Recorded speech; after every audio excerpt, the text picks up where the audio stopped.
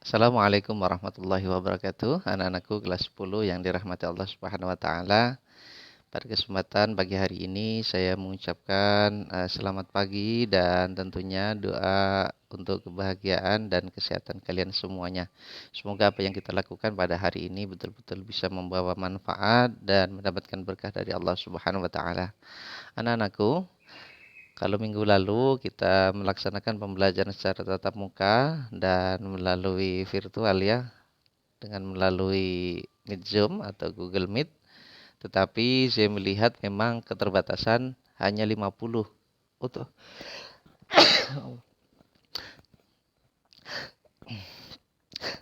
Alhamdulillah. Maka dari itu pada kesempatan yang baik ini saya akan melanjutkan materi pembelajaran kita masih dengan penelitian geografi yang pertama, di mana pada minggu lalu kita sudah memahami tentang pengertian geografi itu sendiri, kemudian sifat penelitian geografi, setidaknya ada 5 hal yang sudah saya sampaikan. Kemudian kalian masih ingat tentang jenis penelitian geografi, yaitu ada eksplanatif, deskriptif, dan eksploratif. Kemudian untuk metode penelitian geografi itu sendiri, kemarin kita sampaikan terkait dengan ada 3 macam, yaitu ada studi kasus, survei, dan eksperimen. Kemudian pada kesempatan yang baik ini, saya akan mencoba mengulas kembali terkait dengan jenis metode penelitian. Bahwa jenis metode penelitian itu sendiri, sebagaimana materi yang sudah saya share kepada kalian itu ada 2 macam, yaitu ada metode penelitian kuantitatif yang berbasis angka, bisa diukur, bisa ditakar ya, dan ada penelitian kualitatif. Nah, ini adalah berupa deskripsi sehingga eh, tidak bisa dihitung ataupun diukur dengan matematis gitu. Karena berbasis kualitas ya, kualitatif.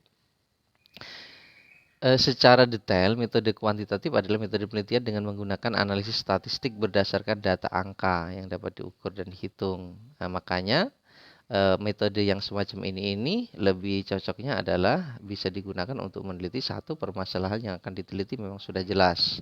Jadi permasalahan yang diteliti ini sudah jelas, artinya A dan B-nya ini sudah sangat jelas sehingga bisa diukur. Kalau belum jelas mana bisa diukur. Misalkan masih mencari apa penyebab misalkan ya tidak bisa, harus sudah bisa diukur. Kemudian yang kedua adalah ingin menguji kebenaran data yang sudah ada. Artinya sudah ada data tetapi ini diukur apakah tingkat validitasnya, kebenarannya sampai seberapa. Kemudian yang ketiganya adalah ingin memperoleh data yang akurat. Jadi untuk memastikan data yang akurat tadi, memastikan kebenaran itu perlu penelitian kuantitatif. Dan yang keempatnya adalah ingin memperoleh data yang lengkap. Jadi untuk kelengkapan saja. Itu yang cocok untuk penelitian kuantitatif. Berbeda dengan penelitian kualitatif. Adalah penelitian dengan memberikan penjelasan umum tentang suatu masalah. Metode penelitian kualitatif diterapkan jika kondisinya yang pertama adalah permasalahan yang akan diteliti memang belum jelas. Mencari sesuatu yang belum jelas misalkan ya. Artinya apa penyebab misalkan, apa dampak misalkan. Itu belum jelas permasalahannya sehingga perlu dicari kejelasannya. Yang kedua adalah kebenaran data belum pasti. Artinya data ini masih belum valid atau datanya belum pasti sehingga butuh dipastikan. Kalau belum ada perlu diadakan, kalau belum pasti ini butuh dipastikan, diyakinkan, dipastikan. Yang ketiga adalah ingin mengetahui permasalahannya sesuai dengan fakta yang tampak. Jadi nahnu nahkumu bidzawahir ya. Jadi kita menghukumi itu adalah sesuai yang tampak. Mengetahui permasalahan sesuai dengan data, dengan fakta yang ada. Yang keempat adalah ingin meneliti tentang latar belakang timbul permasalahannya. Jadi kita melihat aspek historisnya atau aspek latar belakangnya, yang melatar belakangi itu permasalahan itu apa misalkan begitu. Kemudian yang kelima adalah ingin mengetahui hubungan sebab akibat yang menjadi pangkal permasalahan. Ini adalah penelitiannya kualitatif. Misalkan berbicara tentang banjir. Kenapa banjir terjadi? Ini kan butuh dicari. Ini belum jelas itu permasalahannya. Oh, apakah erosi? Oh, apakah memang pola pembuangan sampah yang tidak teratur? Oh, ataukah pendangkalan sungainya? Oh, ataukah jadi banyak hal yang bisa menjadi penyebab. Itu juga menjadi jadi itu adalah penelitian kualitatif. Sangat beda ya. Jadi kalau kuantitatif itu berbasis angka, berbasis ukuran. Kalau kualitatif itu adalah memang mencari, mengorek permasalahan yang belum ada. Kemudian jenis data. Jenis data itu ada jenis data berdasarkan sumbernya. Ada data primer dan ada sekunder. Primer itu artinya diperoleh langsung baik dari responden ataupun objek yang diteliti. Kalau memang dia melakukan hunting wawancara, maka orang yang diwawancara itu adalah orang yang bersinggungan dengan dinamika itu, dengan sesuatu yang diteliti itu. Sehingga itu adalah informasinya adalah informasi yang A, langsung kepada orang yang bersentuhan. Atau dia meneliti secara langsung, itu namanya data primer, memang melihat dari mata kepalanya sendiri, mendengarkan sendiri, mengalami sendiri. Kemudian yang kedua adalah ada data sekunder, data yang diperoleh secara tidak langsung. Data tersebut berasal dari hasil penelitian orang lain atau hasil penelitian instansi lain misalkan. Jadi tentunya di dalam penelitian itu tidak ada satu hal yang kita ansih berdiri sendiri. Maka ada yang melatar belakangi atau ada dasar penemuan-penemuan daripada penelitian terdahulu. Nah, kalau kita dasarnya itu adalah dari penelitian orang lain atau hasil wawancara orang lain, informasi orang lain, itu berarti itu merupakan data sekunder. Ya, yang nomor 2 lah ya, data yang nomor 2. Akurasinya yang mana? Yang primer tentunya, karena dia melihat langsung. Kalau yang kedua itu berarti ya second. Jenis data berdasarkan sifatnya, ada kuantitatif, ada kualitatif. Ini sudah bisa dipahami ya. Jadi data kuan itu adalah data yang dinyatakan dalam bentuk angka atau bilangan. Kalau kualitatif itu adalah dengan kalimat atau uraian. Data berfungsi menjelaskan. Jadi dia mengeksplorasi, mendeskripsi itu permasalahan, itu namanya kualitatif. Kalau kuan ya memang yang menyuguhkan angka ataupun bilangan. Kemudian teknik pengumpulan data. Ada beberapa hal. Yang pertama adalah metode observasi. Observasi atau studi lapangan ya adalah teknik pengumpulan data melalui pengamatan dan pencatatan. Jadi sampai terjun langsung ke lapangan, kemudian berdasarkan pengamatannya, berdasarkan pengamatan yang didapat, misalkan kalian melakukan penelitian tentang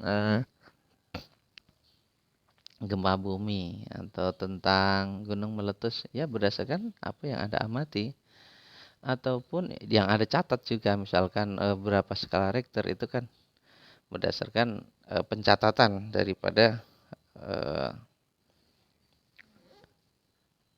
alat yang mendeteksi gempa itu sendiri. Jenis-jenis observasi antara lain, satu, observasi langsung, artinya partisipasi. Jika observer mengunjungi objek, mengamati objek, dan meneliti objek secara langsung. Yang kedua adalah objek tidak langsung, simulasi. Maksudnya bagaimana jika observer mengamati objek melalui slide, melalui film, melalui foto, hasil laporan atau hasil pencatatan, itu berarti tidak langsung atau simulasi dia. Kalau langsung partisipan, dia ikut terjun. Keuntungan teknik observasi sebagai berikut. Satu, dapat dilakukan secara bebas dengan atau tanpa daftar isian menggunakan rekaman atau suara atau video. Ya, sampai misalkan satu saat nanti misalkan pergi kemana, ya rekreasi, ya melakukan pengamatan misalkan begitu. Ke daerah kawah misalkan, melakukan penelitian di sana. Maka ya dengan tanpa isian pun sampai melihat apapun, merekam apapun, atau memvideo apapun. Yang kedua, dapat meneliti bermacam-macam masalah atau gejala. Ya memang enaknya itu, jadi kita meneliti apa, kemudian melihat apa, itu semuanya bisa dilihat. Kemudian yang ketiga adalah pencatatan, dapat dilakukan secara serempak. Ya, apapun bisa dicatat ya. Yang keempat, mudah dilakukan. Ya mudah saja, tinggal pergi, kemudian sampai melihat, lalu mencatat, merekam, begitu saja kan sangat mudah sekali ya. Tetapi observasi ini mengandung kelemahan. Apa itu? Yang pertama, observasi tidak dapat mengamati semua gejala. Ya sangat terbatas ya. Artinya ya apa yang hanya kita lihat saja tidak bisa mencakup seluruhnya. Apa yang kita rekam saja. Begitu. Kalau yang kita amati itu sungguh sangat luas, berarti ya sepanjang mata memandang atau sepanjang kemampuan mengamati itu terjangkau. Yang kedua, jika responden tahu bahwa dia sedang diamati, dia akan mengubah tingkah lakunya. Benar sekali ini. Kalau sampean itu datang sebagai seorang peneliti, maka ketika responden itu tahu bahwa sampean itu adalah orang, maka jawabannya bisa apa? Bisa subjektif. Belum tentu objektif karena dia bisa merubah tingkah lakunya. Karena dia tahu kalau dia sedang diteliti. Jadi dia akan berperilaku sesuai dengan keinginan hasil penelitian kita. Itu artinya penelitian kita itu tidak objektif, tidak sesuai dengan karena ada perilaku yang diubah karena dia tahu kita sedang meneliti. Itu salah satu kelemahan. Kelengkapan observasi antara lain. Nah, ketika kita melakukan observasi itu apa yang perlu dibuat? Yang pertama checklist, daftar berisi nama, objek atau responden yang akan diteliti. Sampai nanti mengamati apa saja, sampai nanti melakukan wawancara dengan siapa saja. 1, 2, 3 itu butuh di checklist. Jangan sampai nanti begitu sampai ke sana itu bingung mana ini yang didahulukan, kemudian apa yang perlu, kemudian ada yang tertinggal.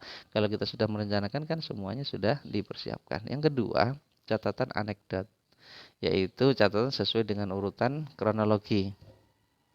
Jadi berdasarkan kronologi kejadiannya sampai bisa membuat anekdot urutan-urutannya ya. Yang ketiga adalah catatan berkala, yaitu catatan kejadian dengan interval waktu tertentu. Jadi misalkan kalau pakai jeda di pagi apa, siang apa, itu pakai interval, catatan berkala. Kemudian yang keempat, jadi hanya melihat sesuatu tertentu saja kemudian catat begitu, tidak seluruhnya. Yang keempat, peralatan mekanik yang dipakai biasanya tape recorder atau kamera atau video. Kalau sekarang ya semuanya itu sudah terkumpul dalam HP ya. HP bisa membuat merekam, bisa membuat mengkamera dan memvideo. Kemudian yang pertama tadi kan observasi atau terjun langsung ke lapangan. Meneliti yang kedua dengan cara apa ini pengumpulan datanya? Wawancara, yaitu teknik pengumpulan data primer yang mengajukan pertanyaan kepada responden baik secara tatap muka ataupun menggunakan alat komunikasi, cocok untuk penelitian geografi sosial. Nah, terkait dengan geografi sosial, melihat fenomena antroposfer ini, apa yang dilakukan oleh manusia misalkan, ini akan cocok ya kita ya memang mengelaborasinya, menggalinya informasi itu ya melalui wawancara terkait dengan perilaku masyarakat di Samargayoso mensikapi adanya limbah tepung tapioka misalkan. Nah itu ya wawancara. Nah wawancara itu sendiri ada wawancara terstruktur, ada wawancara tidak berstruktur. Wawancara berstruktur jika dapat daftar pertanyaan atau alternatif jawabannya sudah disiapkan lebih dahulu. Jadi sampai wawancara itu pertanyaan-pertanyaan sudah ditulis. Ditulis pertanyaannya dan juga opsi jawabannya iya, tidak, misalkan atau jawaban lain misalkan itu sudah ada. Jadi tinggal checklist saja. Keuntungan wawancara ini satu, dapat data mudah diolah. Ya karena memang jawaban-jawaban itu sudah kita bisa kategorikan atau bisa dipilah-pilah sehingga nanti mudah mengolahnya. Kemudian hemat waktu, biaya dan tenaga. Ya, cepat karena memang hanya jawabannya ya, tidak, misalkan begitu atau benar sekali, sangat benar atau tidak begitu benar misalkan begitu ya. Kelemahan wawancara berstruktur, butuh keahlian khusus untuk membuat daftar pertanyaan. Iya benar nih. Jadi sebelum sampean itu wawancara itu berarti kan sudah harus membuat pertanyaan-pertanyaan dan jawaban, dan ini membutuhkan keahlian kan tentunya, supaya memang pertanyaan-pertanyaan itu sudah mewakili dari apa yang kita butuhkan, mendapatkan data yang kita butuhkan. Yang kedua, responden tidak mempunyai kebebasan untuk menjawab. Ya, dia hanya menjawab dari apa pilihan yang sudah kita sediakan saja. Berbeda dengan wawancara tidak berstruktur. Jika pewawancara tidak menyiapkan daftar pertanyaan beserta alternatif jawabannya, itu tidak berstruktur. Artinya ya kita datang, tanya apa saja, begitu saja. Kemudian eh, orang yang kita wawancarai pun menjawab dengan sangat bebas sesuai dengan apa yang dia ucapkan, misalkan begitu. Keuntungan wawancara tidak berstruktur cocok untuk peneliti awal, ya penelitian awal. Kalau penelitian awal kita belum terbiasa untuk membuat pertanyaan-pertanyaan, ya sudah langsung saja datang, kemudian kita bertanya apa saja yang kita butuhkan. Yang kedua, tidak memerlukan keahlian khusus, ya siapapun bisa melakukan, tidak ada merancang pertanyaan ya. Yang ketiga, hubungan wawancara dengan responden lebih akrab karena wawancara dilakukan dengan bebas, ya. Karena saling memberikan kebebasan, maka mungkin lebih akrab ya. Tapi ini juga mengandung kelemahan. Apa itu kelemahan wawancara tidak berstruktur? Satu, data sulit diolah. Ya, memang data sulit diolah karena kita tidak memprediksi jawabannya apa, ya. Jadi variannya nanti bisa bermacam-macam, bukan hanya dua, bukan hanya tiga sesuai yang kita butuhkan, tapi banyak sekali misalkan begitu. Memerlukan banyak waktu, biaya, dan tenaga. Ya banyak waktu, artinya memang waktunya bisa lebih luas karena dia tidak kita batasi. Artinya dia ngomong apa saja ya kita catat itu. Membutuhkan banyak biaya dan tenaga. Kemudian yang ketiga adalah melalui angket atau kuesioner adalah teknik pengumpulan data dengan menyampaikan sejumlah pertanyaan tertulis dan dijawab oleh responden secara tertulis. Jika pertanyaan yang diajukan menyangkut diri responden sendiri, disebut angket langsung. Jika pertanyaan menyangkut orang lain atau objek lain, disebut dengan angket tidak langsung. Jadi pertanyaannya itu kalau berkenaan dengan dirinya sendiri, namanya angket langsung.